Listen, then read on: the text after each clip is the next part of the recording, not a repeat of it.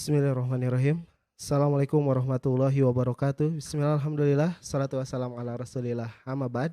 Ikhwatal Islam, saudaraku Siman Seakidah, para pendengar radio SKN Al Bayan dimanapun Anda berada, para pemirsa Asmaul Husna TV. Alhamdulillah kembali kami bisa hadir di 95 FM Radio SKN Al Bayan menebar keagungan Asmaul Husna yang dipancarluaskan dari Kampung Pasir Hapa, Desa Sirnagalih, Kecamatan Cilaku, Kabupaten Cianjur, 50 meter belakang Terminal Pasir Hayam. Masya Allah, ada yang spesial di hari ini. Kita kembali lagi bisa memulai program Sapa Dokter yang sebenarnya kita sudah pernah melaksanakan ini sebelum pandemi, dan alhamdulillah kita akan kembali ditemani oleh Dr. Eman Sulaiman Hafizahullah Ta'ala, dan alhamdulillah beliau sudah hadir di studio kami. Kita langsung saja sapa beliau. Assalamualaikum dok. Waalaikumsalam warahmatullahi wabarakatuh. Masya Allah, apa kabar dok? Alhamdulillah. Masya Allah. Sehat. Alhamdulillah sehat. Dok, sebelumnya izin Ana buka masker ya. Biar. Nah, Toib. Dokter, sebelum kita masuk ke materi kita di pagi hari ini dok, Ana mau sedikit bertanya nih dok, tentang kondisi kita saat ini dok. Ala kulihal kan 2 tahun ke belakang kita diturunkan pandemi oleh Allah Subhanahu wa taala dok, dan untuk update sekarang tuh gimana dok kondisinya? Iya, dari data terakhir sih memang trennya menurun ya kan. Alhamdulillah, insyaallah. Tingkat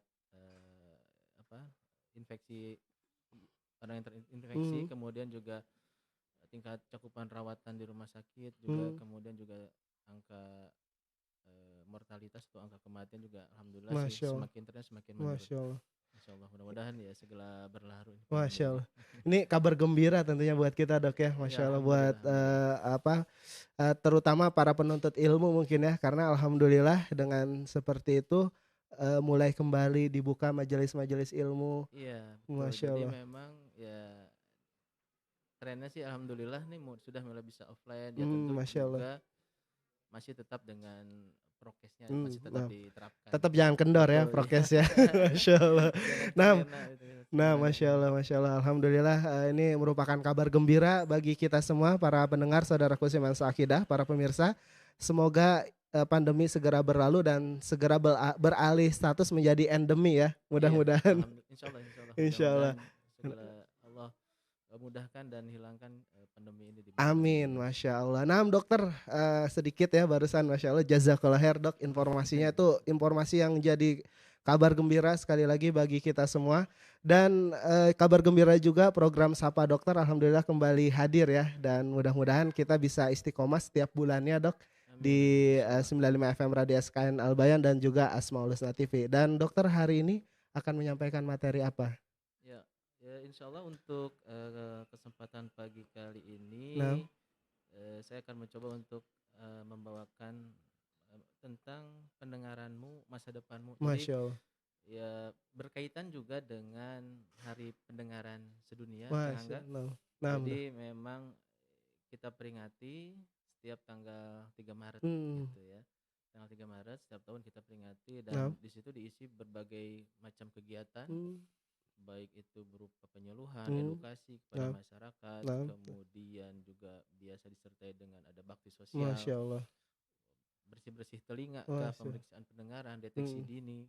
Nah, untuk beberapa tahun terakhir karena ya lagi-lagi ya terhalang pandemi. Oleh pandemi ini. Nah, malah kulihal hanya berupa materi virtual saja begini yang masih bisa kita jalankan, dan untuk rekan-rekan di beberapa tempat alhamdulillah sudah mulai agak longgar nih. Jadi tindakan-tindakan misalkan yang langsung tatap muka, ada bersih-bersih telinga pada anak-anak sekolah gitu ya, sudah bisa dilakukan secara offline. Itu ya kembali lagi jangan kendor. Masya Allah. Tetap dok ya. Dan sebagai informasi juga para pendengar, untuk kajian di Masjid Al Bayan pun nggak kendor, tetap prokes ada, dan juga jangan lupa vaksin dok ya. Vaksin ya, jangan lupa minimal vaksin 1 sih. Salah satu ikhtiar kita. Nah, Masya Allah. Nah dokter, Masya Allah, materinya sangat menarik ya di pagi hari ini, karena memang benar sekali judul yang disampaikan oleh dokter, pendengaranmu adalah masa depanmu. Kalau kita nggak bisa dengar, ya nggak bisa dengar apa-apa. Bahkan kajian pun kita nggak bisa ikutin mendengarkan ilmu agama ya. Bahkan dari pendengaran itu masuk menjadi ilmu kan dan yang bisa kita amalkan. Masya Allah Dok, jazakallah khair atas waktunya Jazakallah khair. dan mudah-mudahan ini bisa kita ambil semua ilmu dan manfaatnya dan jangan lupa para pendengar, para pemirsa untuk mencatat, mempersiapkan buku dan alat tulisnya untuk mencatat setiap ilmu dan faedah yang akan disampaikan oleh dokter. Dan juga jangan lupa bagi yang ingin bertanya bisa mengirimkan pertanyaan ke nomor 0856 2461 9995. Dan bagi para pemirsa Asmaul Husna TV bisa menuliskan pertanyaan di kolom komentar. Tapi tanpa berlama-lama lagi kita langsung saja simak materi yang akan disampaikan kepada dokter, kami persilahkan. Ya, terima kasih Kak Angga. Bismillah. Alhamdulillah wassalatu wassalamu ala Rasulillah wa ala alihi washabbihi ajmain. Alhamdulillah kita panjatkan puji dan syukur kepada Allah Ta'ala yang masih memberikan kita nikmat umur, kemudian nikmat kesehatan dan juga kesempatan, ya sehingga saya Kang Angga kemudian juga para pendengar sekalian bisa berkumpul walaupun masih dalam apa istilahnya masih virtual ini ya. Alhamdulillah nih teknologi juga sangat-sangat membantu untuk para pencari ilmu untuk masih tetap istiqomah terus haus akan ilmu-ilmu yang disampaikan. Pada pagi ini ya berkaitan dengan hari pendengaran. Insya Allah saya akan menyampaikan berbagi mengenai pendengaranmu masa depanmu. Oke. Izin saya paparkan berupa slide PowerPoint. Oke, sebagai pendahuluan bahwa pendengaran ini merupakan salah satu nikmat yang Allah telah berikan kepada kita manusia. Dari berbagai macam dan begitu banyak nikmat yang Allah telah berikan, salah satunya adalah pendengaran. Pendengaran ini merupakan bagian dari panca indera. Jadi ada 5 indera yang dimiliki oleh manusia, yaitu yang pertama adalah indera penglihatan, indera pendengaran, indera penciuman, pengecapan serta peraba. Nah, kemudian apa itu pendengaran? Jadi proses mendengar itu adalah suatu peristiwa psikoakustik ya. Jadi persepsi sensoris yang didapatkan oleh seorang manusia saat mendengar suatu rangsangan bunyi. Nah, dengan adanya pendengaran, seseorang akan dapat membedakan apakah ini suara hewan, kemudian suara kendaraan, suara telepon, ataupun suara-suara yang lain. Kemudian yang paling penting adalah pendengaran ini juga merupakan bagian dari alat komunikasi dari seorang manusia sebagai makhluk sosial.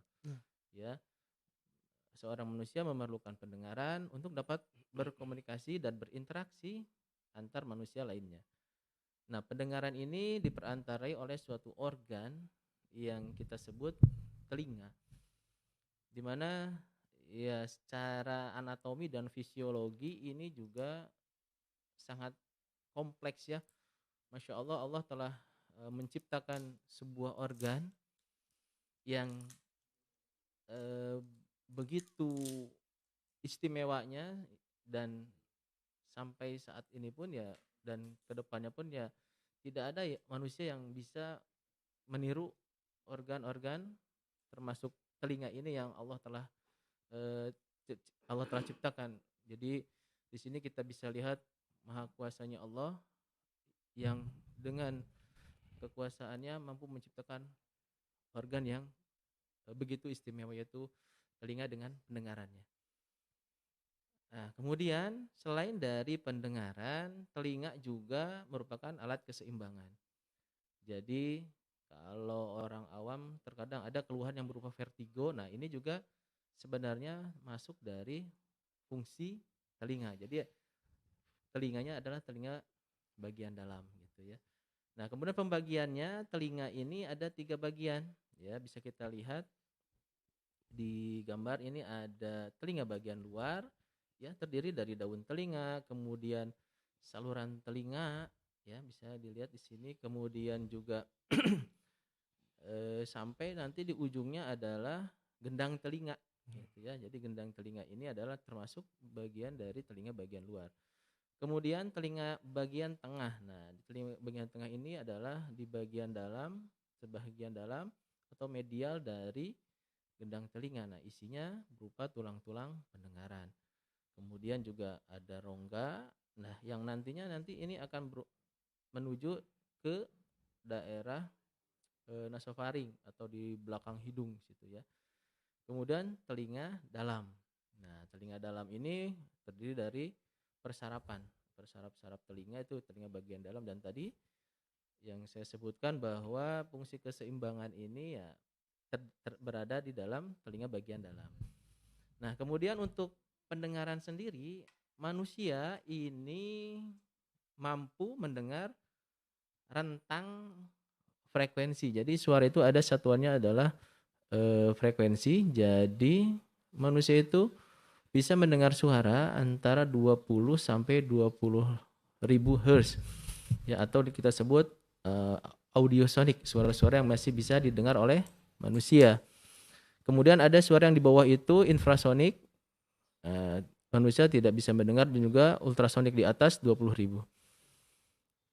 Kemudian pembahasan selanjutnya adalah mengenai peranan pendengaran, ya. Seperti yang tadi saya sebutkan bahwa pendengaran ini alat yang penting sebagai komponen komunikasi. Kemudian juga bila terjadi masalah ataupun gangguan, nah ini akan sangat fatal dan beresiko. Pada saat terjadi kerusakan, terutama pada bagian saraf, ya, saraf telinga yang rusak, ini sulit untuk dipulihkan. Jadi pada saat terjadi kerusakan, maka irreversible istilahnya, ya, jadi tidak bisa kembali normal. Terutama kalau memang kelainannya mengenai bagian saraf telinganya. Nah, gangguan pendengaran ini bila mengenai orang dewasa, ya, di mana orang dewasa itu akan aktif bekerja, pada saat terganggu pendengarannya tentu kehidupannya akan banyak terganggu, ya. Mulai dari kegiatan bekerjanya, kemudian juga berinteraksi dengan rekan, teman, keluarga pun akan terganggu, sehingga tentu akan menurunkan kualitas dari hidupnya, quality of life-nya akan menurun. Kemudian juga akan beberapa orang akan mengalami depresi dan suatu negativisme. Kemudian yang terjadi bila mengenai usia sekolah, nah ini juga akan memberikan dampak buruk, enggak ya? Misalkan seorang anak sekolah yang harus mendengar instruksi ataupun paparan pengajaran dari seorang guru, pendengarannya menurun atau bahkan terganggu. Tentu paparan ataupun ilmu yang disampaikan dari seorang guru akan terhambat, sehingga tentu prestasi dari seorang siswa ataupun murid sekolah ini akan terganggu. Dan satu hal lagi adalah masalah psikologis. Jadi biasanya anak-anak dengan gangguan pendengaran saat dia sekolah, dia akan merasa minder, gitu ya, kemudian menarik diri, ya. Jadi secara psikologis akan berdampak kepada kehidupan psikologisnya. Nah, yang kemudian ini yang paling penting adalah bila mengenai pada bayi, bayi baru lahir, di mana ada terjadi gangguan pendengaran yang derajat berat, terutama tentu akan mengganggu tumbuh kembang bahasa dan bicaranya, gitu ya. Biasanya kalau tidak segera ditangani, anak ini terjadi gangguan pendengaran berat, melewati usia emas dari pertumbuhan atau plastisitas otak. Biasanya itu kalau melebihi usia 3 tahun itu akan lebih sulit, ya. Kalau orang punten, kalau memang tidak bisa melihat, Hmm. dia masih bisa mendengar Nah. dan masih akan bisa bicara. Nah. Jadi masih bisa berkomunikasi. Tetapi anak atau bayi yang tidak bisa mendengar, dia tidak bisa akan bicara. Karena bicara itu sumber rangsangannya dari apa yang dia dengar gitu ya. Dia tidak dengar, otomatis dia tidak akan bicara. Jadi pasti akan berkaitan, dia tuli dan Bisu. pasti akan bisu, Nah. begitu. Nah itu. Nah kalau udah bisu tuli ini kan sudah merupakan suatu stigma negatif ya kalau di masyarakat. Orang tua pun tentu akan minder punya anak yang seperti ini. Nah di sini peranan kita dokter-dokter THT memberikan pemahaman sehingga masyarakat, orang tua lebih aware, lebih waspada terhadap gangguan pendengaran dari anak-anaknya secara lebih dini, sehingga ya mudah-mudahan bisa diintervensi ataupun dilakukan tindakan sedini mungkin sehingga nanti hasilnya akan lebih baik itu untuk penanganannya. Ya, kemudian untuk gangguan pendengaran sendiri ini adalah berkurangnya kemampuan mendengar, baik itu sebagian ataupun seluruhnya. Frekuensi maksudnya, dan apakah mengenai satu sisi ataupun kedua telinga, bisa satu ataupun keduanya. Nah kemudian disebut gangguan pendengaran itu bila ambang pendengaran lebih dari 25 desibel. Jadi ada suatu alat pemeriksaan dan hasilnya berupa grafik ini ya. Grafik ini adalah audiogram namanya.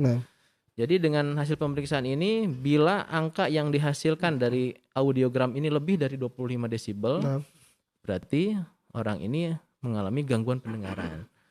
Jadi istilahnya gini, lebih simpelnya saya kasih contoh, kita mendengar TV, mendengar radio, dengan volume maksimal 25, seharusnya orang normal sudah mendengar. Masih bisa mendengar, diberi volume 25.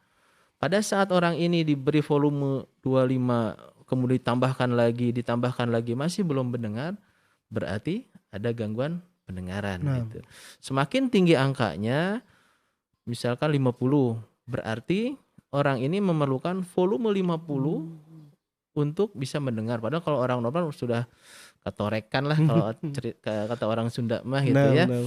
Jadi dia membutuhkan volume yang lebih tinggi untuk mendengar, di mana orang normal hanya membutuhkan 25 gitu. Nah kemudian dari data statistik ini sebesar 0,2 sampai 0,4% ini bayi lahir ini akan terjadi gangguan pendengaran gitu. Angkanya lumayan cukup signifikan juga. Kemudian untuk data yang lain ini pada survei yang dilakukan anak-anak usia di bawah 18 tahun ya, 2 dari 100 orang anak-anak ini mengalami gangguan pendengaran dengan berbagai derajat, ada yang ringan sampai dengan yang berat. Nah kemudian ada istilah tuli. Kalau istilah tuli ini tadi hasil audiogramnya itu sudah melampaui 80. Jadi memang memerlukan volume yang tinggi sampai 80 desibel baru bisa dengar, dan kita sebut ini suatu ketulian. Jadi gangguan pendengaran bila di bawah itu ya, derajatnya ringan, sedang, berat, sangat berat. Nah yang sangat berat ini kita sebut sebagai ketulian dengan angka audiogramnya lebih dari 80 desibel gitu ya. Oke, kemudian kita beranjak sedikit membahas mengenai jenis gangguan pendengaran. Ya, jadi gangguan pendengaran ini berdasarkan lokasinya kita bagi tiga nih ya enggak ya. Jadi ada konduktif, ya, kemudian sensori neural dan campuran.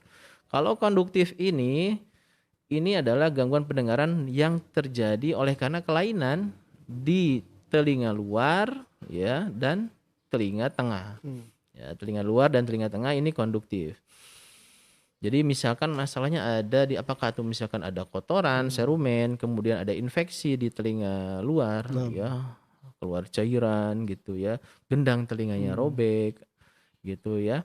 Ini konduktif namanya. Kemudian gangguan sensori neural. Nah, ini berkaitan dengan persarapan.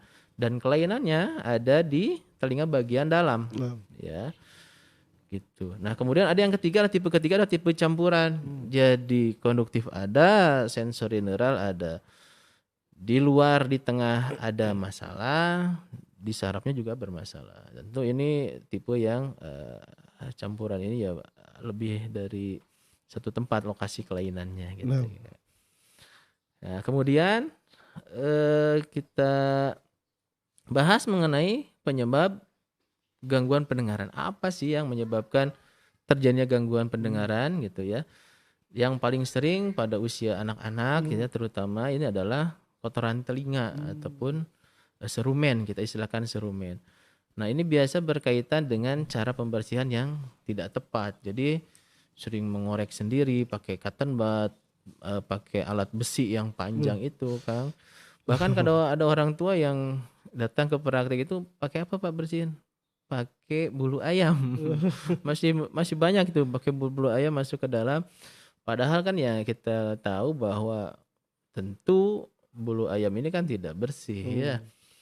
Tentu tidak bersih sehingga ya tentu akan memasukkan berbagai macam kuman ke dalam dan itu kan memicu untuk terjadinya infeksi.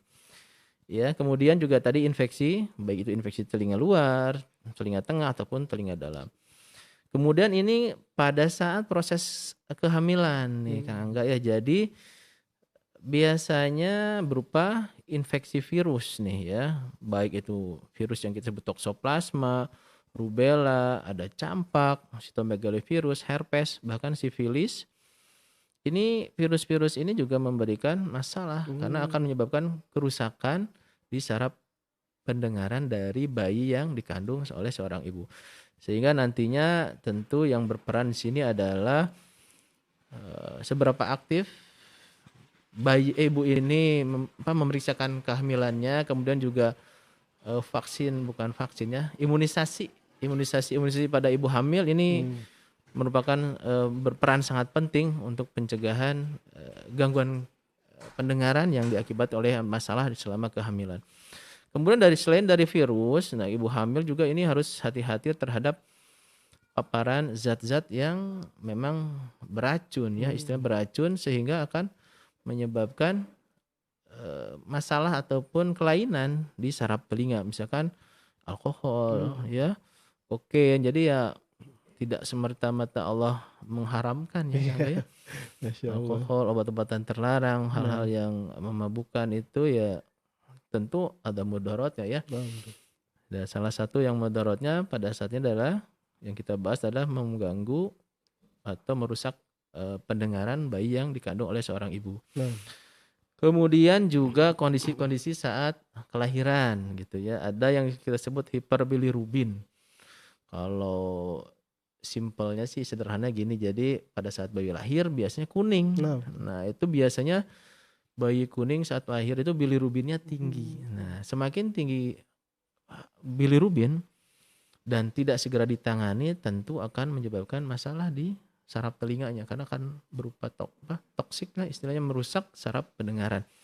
Kemudian aspiksia. Nah, aspiksia ini istilah dari kesulitan bernafas atau gangguan napas pada bayi baru lahir atau kata orang nangisnya lama gitu ya waktu lahir teh gitu. Jadi tentu kalau tidak menangis ya suplai oksigen dari seorang bayi itu masuk ke dalam otaknya akan terhambat. Nah ini defisit ataupun kekurangan dari oksigen tentu akan menyebabkan masalah di otak dan salah satunya adalah di saraf pendengarannya.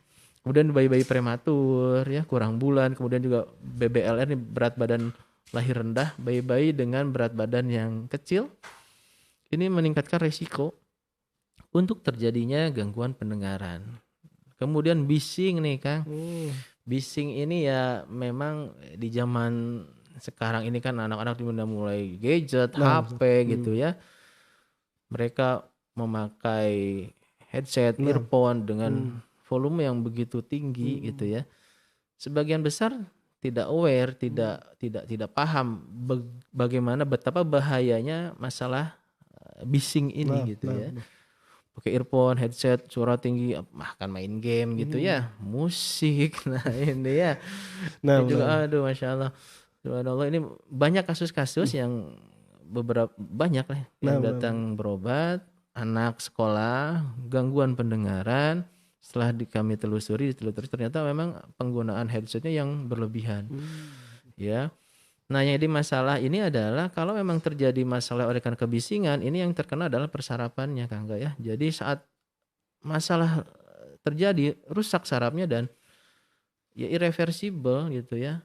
Tidak bisa balik lagi pendengaran. Bahkan ada beberapa pasien saya yang memang sudah berat gitu ya pendengaran, sehingga ya mau tidak mau harus menggunakan alat bantu dengar gitu ya. Alat bantu dengar, iya bayangkan anak SMP, anak SMA tidak mendengar karena bising, mau tidak mau pakai alat bantu dengar ya, tentu suatu hal yang berat juga ya, baik untuk pasiennya, kemudian juga untuk orang tuanya gitu. Masih ya aib lah gitu yang melihat. Bahkan jangankan anak-anak, untuk orang tua saja menggunakan alat bantu dengar itu merupakan suatu hal yang risih dan aduh malu nih pakai alat bantu dengar nih. Padahal sih sebenarnya fungsi alat bantu dengar dengan kacamata ya sama. Ya. Pada saat seseorang penglihatannya berkurang, apakah minus, plus, tentu akan menggunakan kacamata. Begitu juga dengan pendengaran. Nah, kalau pendengaran ini kalau berkurang tentu dengan alat bantu dengar. Tetapi sangat jauh berbeda nih posisinya untuk saat ini. Kalau kacamata bisa jadi tren, bahkan jadi mode lah ya. Kalau untuk alat bantu dengar masih menjadi suatu hal yang memalukan untuk penggunanya gitu ya. Kemudian juga obat-obatan ototoksik ya. Jadi obat-obatan yang merusak saraf telinga, ini yang kami himbau kepada para pendengar bahwa hati-hati mengkonsumsi obat-obatan warung gitu ya. Ya masih banyak ternyata ya. Jadi sakit, ada keluhan apa, beli obat, kemudian juga diberikan antibiotik tanpa resep dokter, sembarangan makan. Begitu lagi kejadian terus berulang dengan intensitas ya. Dengan yang lebih banyak gitu, dengan jangka waktu yang lama, tentu akan merusak pendengaran gitu ya. Kemudian juga penyakit-penyakit sistemik nih biasa berkaitan dengan orang-orang yang sudah beranjak umurnya, apakah itu gula ya, kemudian juga hipertensi, darah tinggi, kolesterol, asam urat gitu ya.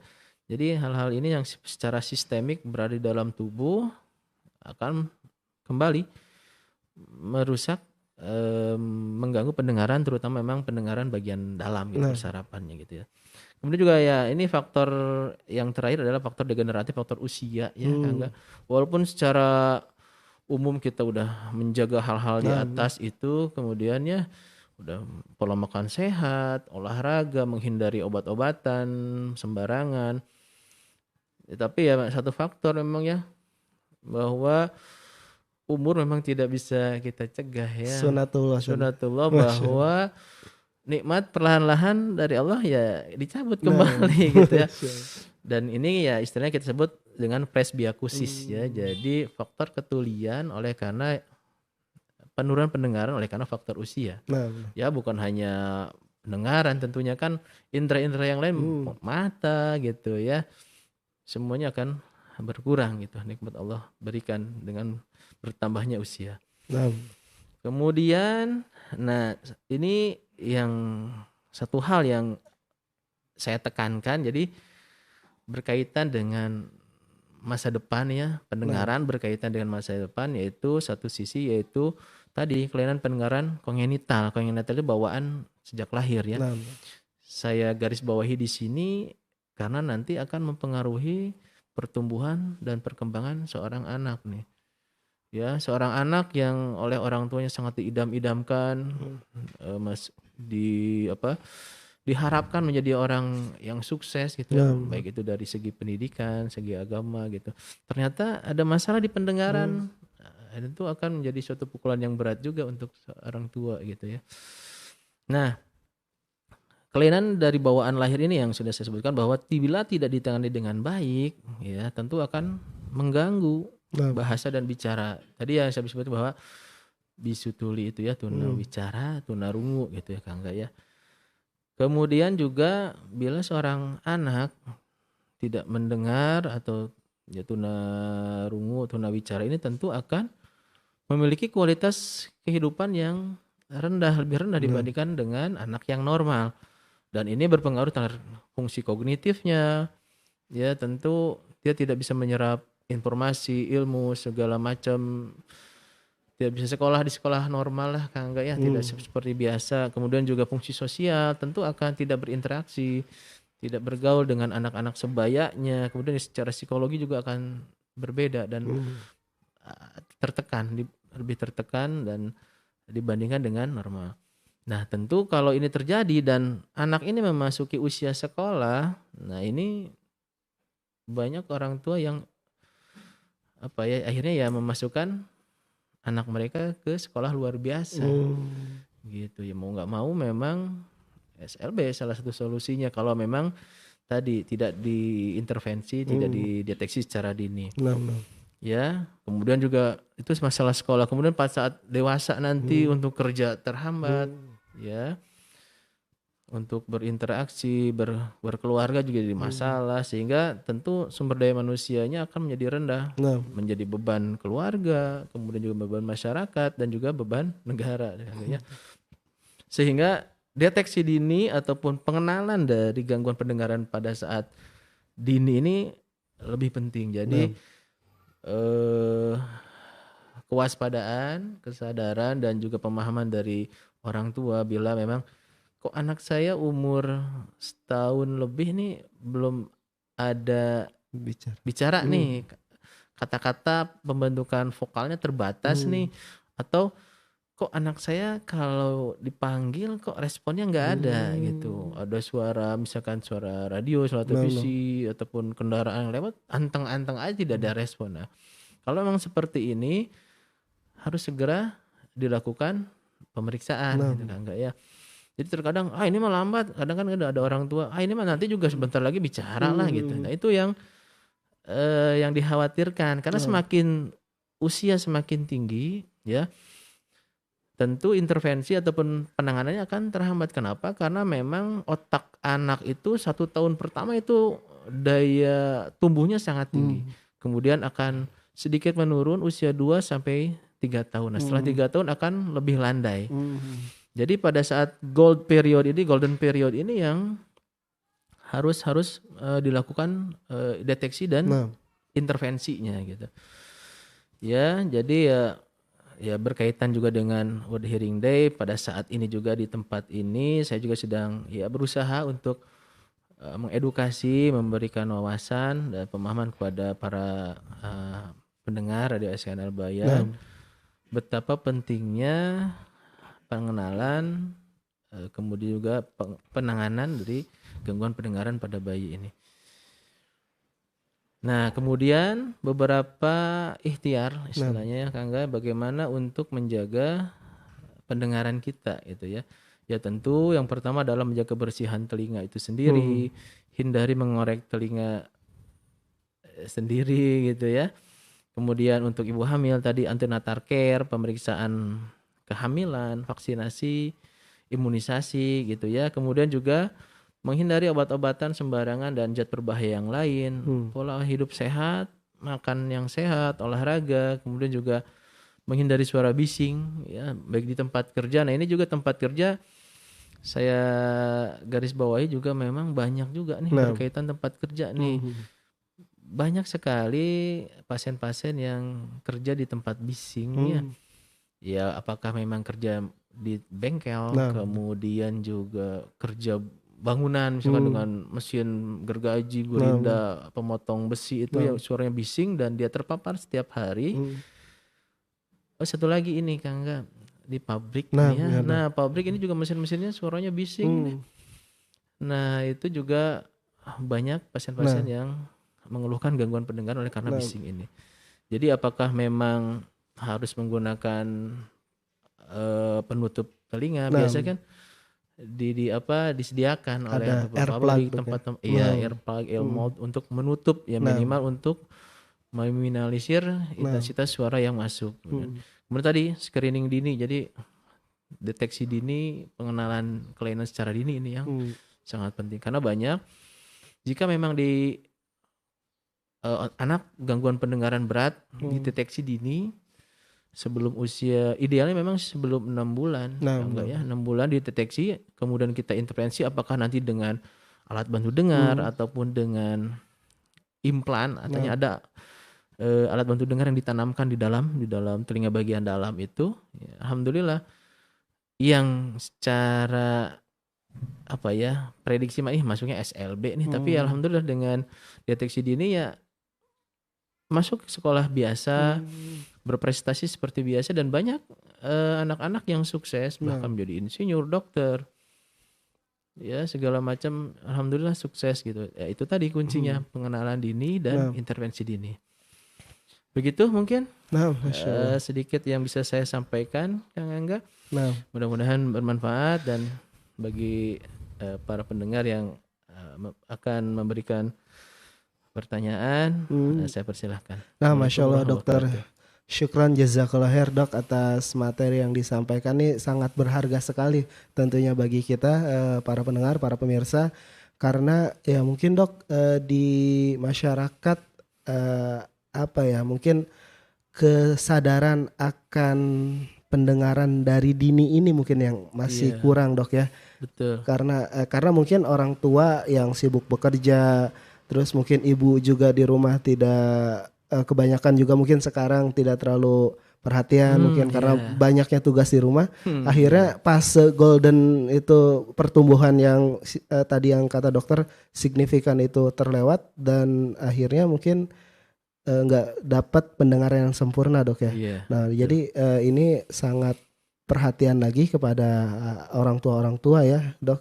Jadi ketika anaknya dipanggil nggak respon, udah harus menghubungi tenaga kesehatan. Betul. Nah, tadi dok, seberapa berpengaruhnya dok ketika misalnya si anak itu ketahuan dari dini. Nah, apakah misal bawaan lahir dia, karena tadi kan ada virus-virus masuk bawaan lahir dia nggak, pendengaran yang nggak sempurna.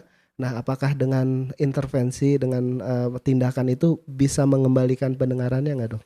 Iya, nah, terima kasih.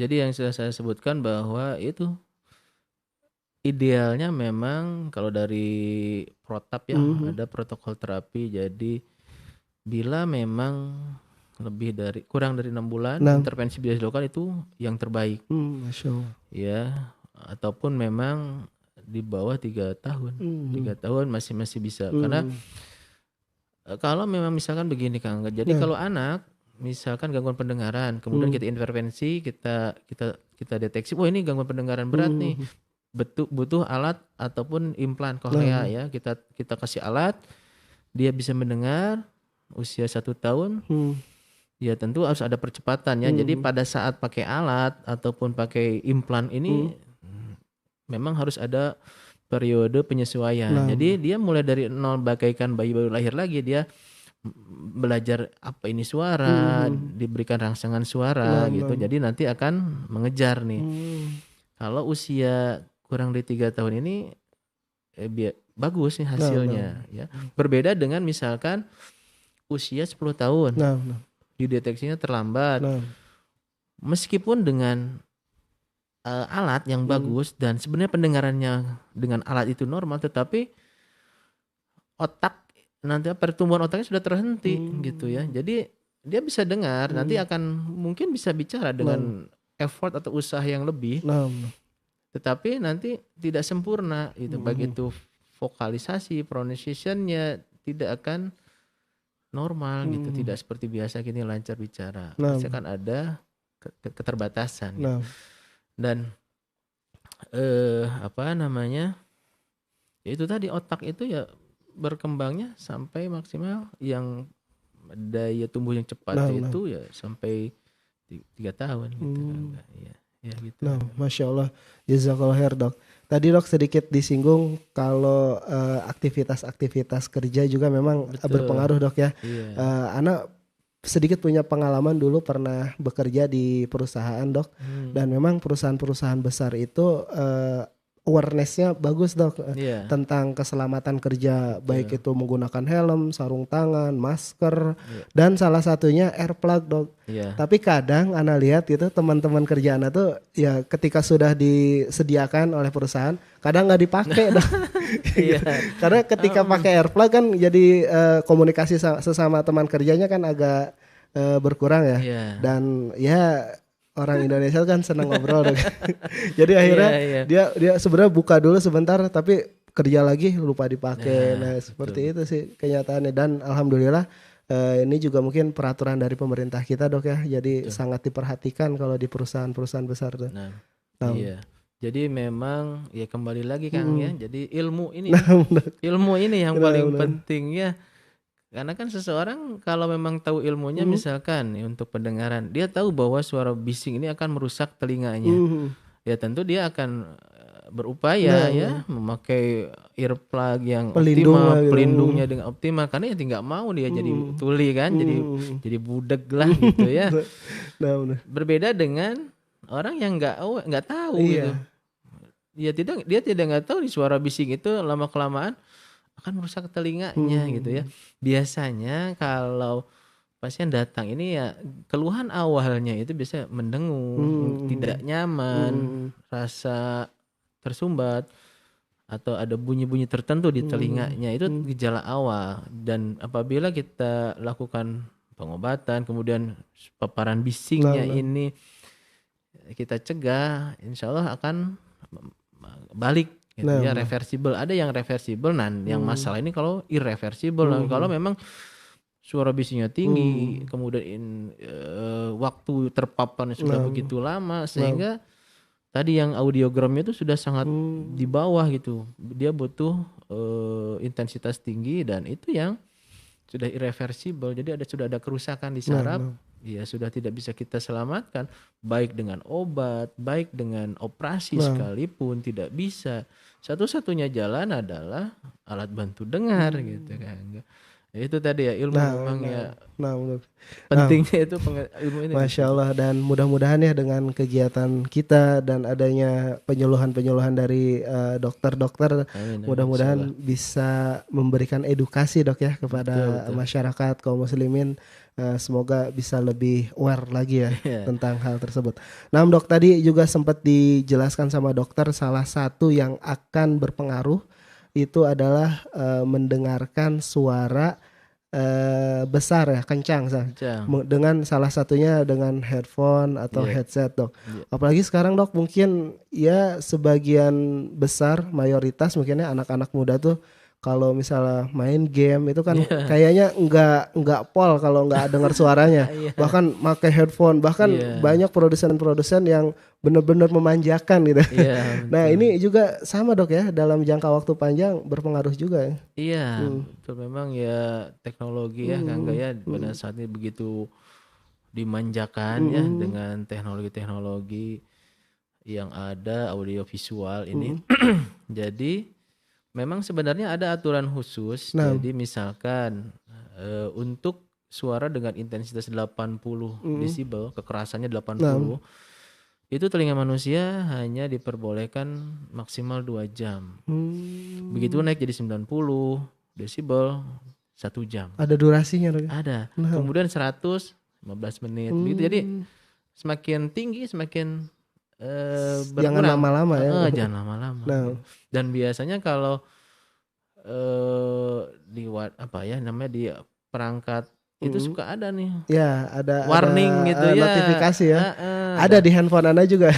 Nah, itu yang memang kadang lalai ya. Itu tadi kembali ketidaktahuan akan bahayanya ini ya Kang ya. Gitu. Masya Allah. Nah dok, mungkin kita mau mulai ngundang para pendengar nih. Silakan para pendengar, para pemirsa yang ingin berinteraksi atau bertanya bisa menuliskan pertanyaan, dikirimkan ke WhatsApp di nomor 0856 2461 9995. Dan juga para pemirsa Asmaul Husna TV bisa menuliskan pertanyaan di kolom komentar. Nah dok, ada pertanyaan yang masuk nih dok. Udah ada satu yang masuk dari WhatsApp. Izin untuk kita bacakan dok. Ya, silakan. Nah, bismillah. Assalamualaikum dokter, Ana sebelumnya memiliki alergi dingin dan debu. Jadi hampir setiap pagi bersin-bersin. Alhamdulillah sekarang sudah berkurang setelah pindah rumah. Bulan kemarin Ana sakit flu batuk yang sampai sakit seluruh muka dan disuntik anti nyeri. Sampai sekarang dalam hidung seperti selalu agak mampet dan suara berasa berbeda seperti agak dengung. Nah, apakah ada terlihat penyakit dari indikasi tersebut? Nah, ini di luar pembahasan Afwan dok. Iya, Nah, di luar ya, di luar memang di tema. luar tema kita, Nah, tapi ya saya coba jawab ya. nah, Jadi dok. beliau penanya ini mempunyai alergi itu ya, jadi Hmm, alergi. Nah, memang kadang dipicu juga oleh suhu yang dingin. dingin Hmm, gitu ya. Seseorang tinggal di area yang panas hmm. ke tempat yang lebih dingin sering kambuh Nah, gitu ya.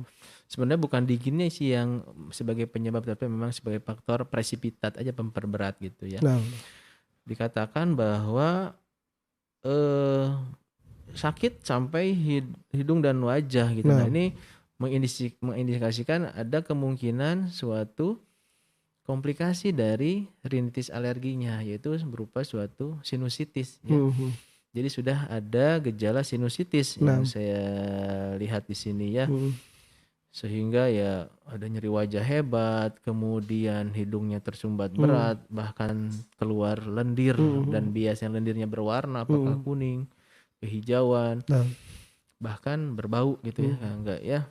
Penciuman juga berkurang hmm. biasanya gitu. Tentu eh hal ini adalah komplikasi dari alergi dan dipicu adanya infeksi Nah, biasanya nah, ya. Jadi pemicunya ada alergi, sebagai kelainan utamanya pada saat terjadi infeksi tentu akan lebih berat dan sehingga akan memberikan gejala berupa sinusitis itu tadi hmm, saya bilang ya. Ya, tentu kalau memang mengganggu ya menghubungi ini ya petugas kesehatan nah, untuk dilakukan pemeriksaan apakah dengan hmm, obat-obatan atau dengan tindakan yang nah, lain nah. kalau memang sudah dirasa berat gitu. Hmm. Nah, itu mungkin Kang Angga. Nah, dok, jazakallah khair dok atas jawabannya. Jadi emang ya, ya mungkin kita sebagai masyarakat harus lebih sensitif lagi dok ya. Jadi ketika ada apa yang dirasakan, ya udah kita hubungi ahlinya dok ya, kembali ke Nah, ahlinya ya. iya. Iya, jadi jangan mungkin dikit-dikit Iya. dokter mahal Iya, misalnya. Nah, tapi kan kita alhamdulillah sekarang ada juga jaminan kesehatan betul. dari Iya, pemerintah kita. iya. Masya Allah, semoga Allah menjaga pemerintah kita. Iya, Semoga Allah menjaga Bapak Presiden kita, dan ini merupakan suatu fasilitas yang luar biasa dok iya, ya. betul. Nah, Alhamdulillah ya. Jadi dengan adanya BPJS ini ya, jadi Masya sangat Allah. membantu dari pengobatan Nah, masyarakat luas nah, gitu ya. Dan apa? eh jadi banyak misalkan gini. Jadi pasien dengan kelainan-kelainan kan mm, memerlukan misalkan pemeriksaan CT scan nantinya, mm, kemudian operasi dengan alat-alat mm, yang canggih. mm, Ya alhamdulillah memang ya ulul amri kita nih, Masya Allah. Masya Allah, memberikan satu solusi ya untuk Nah, kesehatan mm, masyarakatnya ya dengan BPJS ya, tanpa mengeluarkan biaya. mm. Alhamdulillah kesehatan dapat terjamin gitu. Gitu Masya Kang. Allah. Nah, dokter, syukran jazakallah khair dok atas jawabannya. Ini Masya Allah dok, banyak pertanyaan masuk dari pemirsa YouTube dok. Nah, Izin mungkin ya satu persatu kita ya bacakan. silakan. Mungkin dokter masih ada waktu dok. Ya, boleh, silakan. Masya Allah. Nah, nah, ini dok, kita bacakan pertanyaan pertama yang masuk dari pemirsa YouTube. Assalamualaikum warahmatullahi wabarakatuh dokter. Waalaikumsalam warahmatullahi wabarakatuh. Dokter, jadi bagaimana cara terbaik untuk membersihkan telinga? Apakah harus selalu dibawa ke dokter THT? Soalnya biasa pakai cotton bud. Jazakallah khair dok. Iya, salah satu tadi ya yang permasalahan juga dengan kotoran telinga. Nah, Jadi saya coba jelaskan bahwa kotoran telinga yang istilah medisnya adalah serumen ya Kang Angga, ini merupakan zat yang memang secara normal akan dikeluarkan oleh tubuh. Seperti halnya ya keringat, air liur. Nah, itu memang ada kelenjarnya yang memang ada. Jadi Nah, di dalam telinga bagian luar itu sepertiga bagian luar itu ada kelenjar-kelenjar serumenase.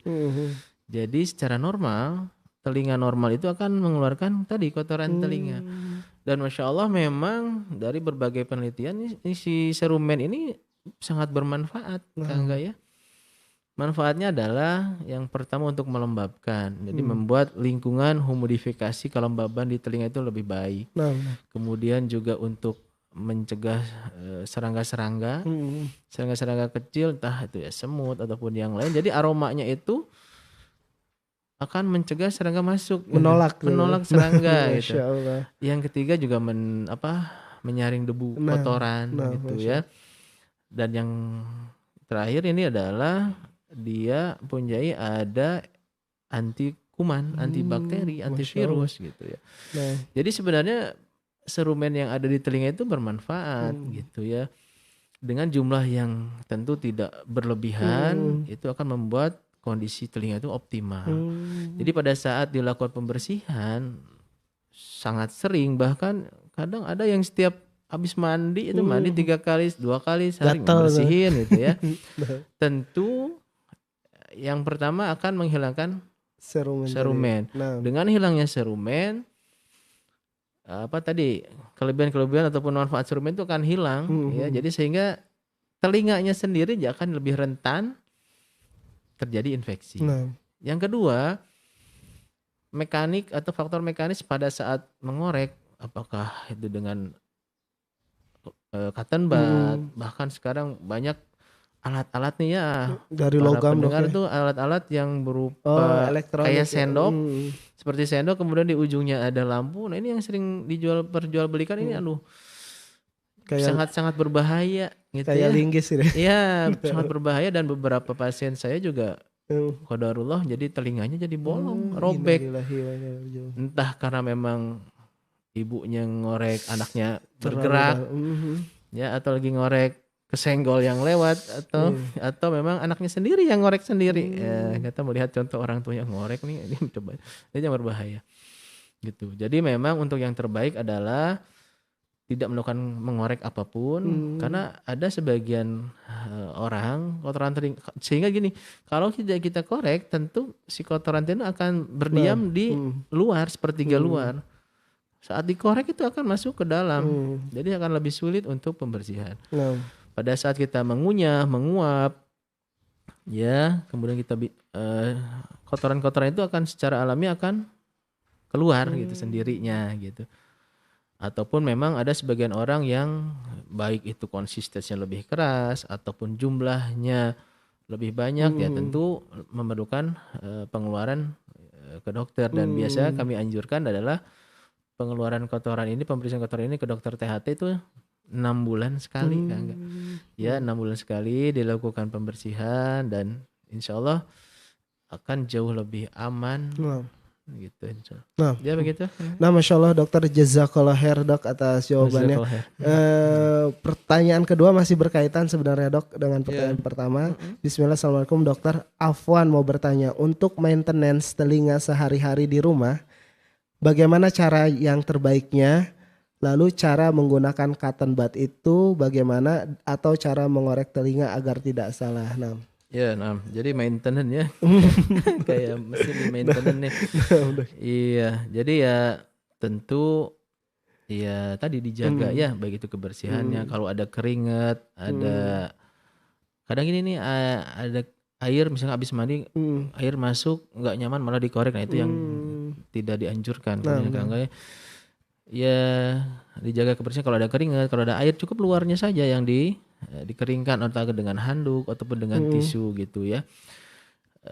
Kemudian untuk pembersihan memang kalau memang misalkan ada anak, kemudian ibunya lihat nih ada kotoran telinganya dan itu di luar sangat jelas kelihatan dan dapat dijangkau, ya silakan sih. Silakan dibersihkan, tentu dengan ya cotton bud boleh, tetapi harus yakin bahwa bisa mengambil dan tidak memberikan luka ataupun lecet gitu di telinga. Jadi bisa dilakukan pembersihan, tapi dengan syarat itu tadi lokasinya sangat udah kelihatan ya, tinggal ngambil nih kayaknya nih ya, silahkan gitu. Tapi kalau memang berusaha mencoba mengambil yang di dalam atau bahkan sebenarnya nggak kelihatan, kita coba orek itu yang berbahaya. Maksakan ya. Maksakan.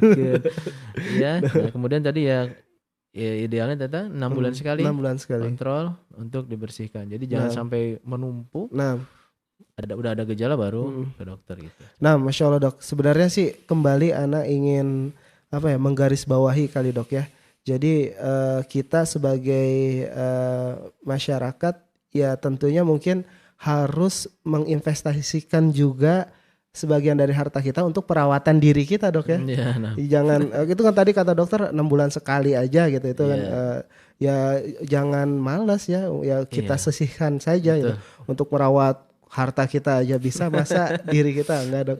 Dan tadi dok anak sangat terpukau oleh pengetahuan yang tadi dokter sampaikan. Masya Allah itu berarti pengaruh nama Allah Al-Hafiz dok ya. Betul. Allah Al-Hafiz dengan pengaruhnya menjaga kita dengan adanya serum di telinga itu dok ya. Masya Allah. Luar biasa sekali penjagaan Allah terhadap kita dok. Masya Allah. Dok lanjut pertanyaan dok. Ada 2 pertanyaan lagi di YouTube dok.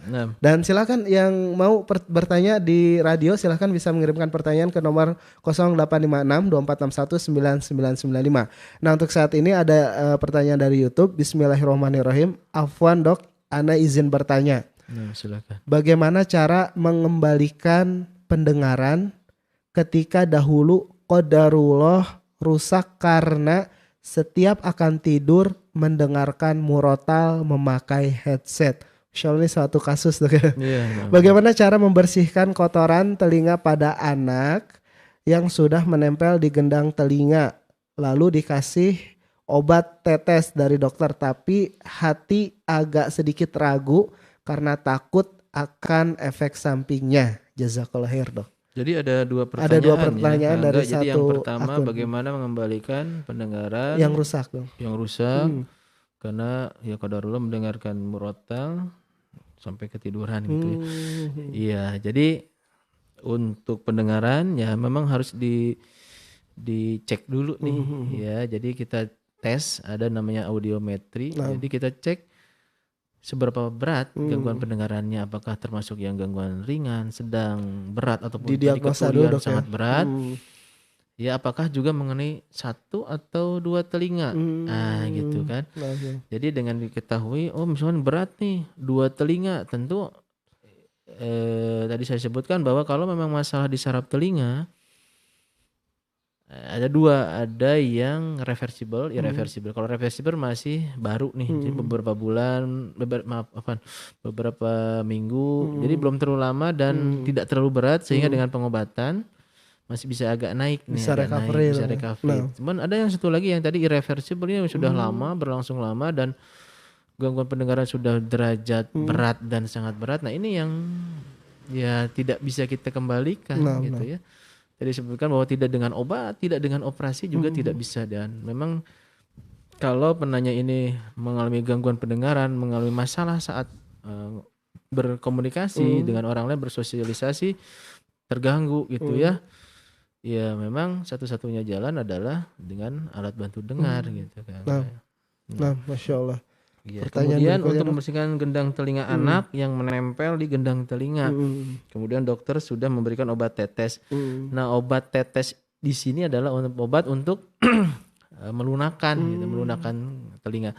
Memang pada kasus kotoran yang jauh di dalam, kemudian jumlahnya sedikit saja, terkadang dengan penetesan obat ini akan keluar bersama dengan keluarnya cairan obat tersebut. Tetapi jika memang penuh, nah obat ini hanya mengeluarkan sedikit saja dan sisanya kembali memang masih ada di dalam dan ini memang perlu pembersihan ke dokter THT gitu kan. Ataupun ya sebenarnya dokter umum juga dengan alat dan latihan yang ini juga bisa membersihkan telinga gitu. Nah, itu tadi dok ya, kalau ragu ya udah kembalikan lagi ke ahlinya dok ya. Apalagi masalah anak ini masalah investasi yang luar biasa dok ya. Kalau salah penanganan ya bisa fatal. Iya, betul. Ini Kang, jadi saya berbagi juga bahwa obat tetes telinga ini juga harus hati-hati. Kenapa? Karena memang terutama pada kasus gendang telinga perforasi atau bolong ya. Gendang telinga bolong menggunakan obat-obat yang sangat banyak nih. Obat-obat antibiotik tetes yang ototoksik, obat tetes telinga yang ototoksik. Jadi pada saat gendang telinga bolong, penggunaan obat tetes tanpa resep dokter, beli di apotek, beli di warung lah gitu ya. Jadi justru obat ini akan merusak saraf telinga. Ya, bila gendang telinganya bolong. Masuk ke dalam, Dok. Masuk ke dalam ototoksik. Jadi ototoksik tadi disebutkan bahwa memang efek samping dari obat ini merusak pendengaran. Jadi bayangkan obat yang diminum saja di metabolisme masuk ke dalam saraf telinga, ini langsung ke telinganya, tentu akan memberikan efek yang cukup fatal gitu. Jadi penggunaan obat tetes telinga ini juga para pendengar harus waspada, jangan sembarangan, karena sebagian besar bahkan ya pasien-pasien yang ada keluhan telinga, pada saat saya tanya udah dikasih obat apa Bu, Pak? Oh, obat tetes ngagaleuh di apotek, ngagaleuh di warung. Oh, jadi itu yang kalau memang ternyata sudah bolong, pemberian obat tetes juga akan memberikan efek yang jauh lebih berbahaya gitu ya. Pendengaran gitu kan. Masya Allah, semoga menjadi ilmu yang bermanfaat bagi penanya dan bagi kita semua. Nah, dokter, mungkin ini pertanyaan berikutnya masih dari YouTube, Dok. Masih, Masya Allah, YouTube rame ya. Nah, Dok, Bismillah, dokter, bagaimana telinga bagian dalam yang suka gatal? Apakah itu karena ada kotorannya? Dan bagaimana cara untuk menghadapinya? Syukron, Dok. Ya, jadi keluhannya berupa telinga gatal di bagian dalam telinganya gitu ya, di saluran bagian dalam. Iya, ini memang merupakan suatu tanda apakah memang kotoran, bisa ya. Kotoran yang ada di dalam salah satunya memang memberikan keluhan berupa gatal, tidak nyaman gitu ya. Kemudian juga bisa berupa infeksi ini, Kang. Ada kuman di dalam, peradangan di dalam, akan membuat dinding salurannya bengkak gitu ya. Kemudian juga akan terbentuk sekret ataupun cairan ya, jadi akan memberikan gejala gatal ya. Dan yang paling sering kalau infeksi ini adalah jamur ya, otomikosis. Jadi karena mungkin keseringan dikorek, kemudian sering berenang, airnya kotor gitu ya, keringat masuk sehingga menyebabkan munculnya jamur. Nah, ini jamur ini memang lebih dominan adalah gatalnya. Jadi tentu ya harus kita cek dulu nih ya, di dalam telinga itu apa yang memang ada. Kalau memang kotoran ya kita bersihkan.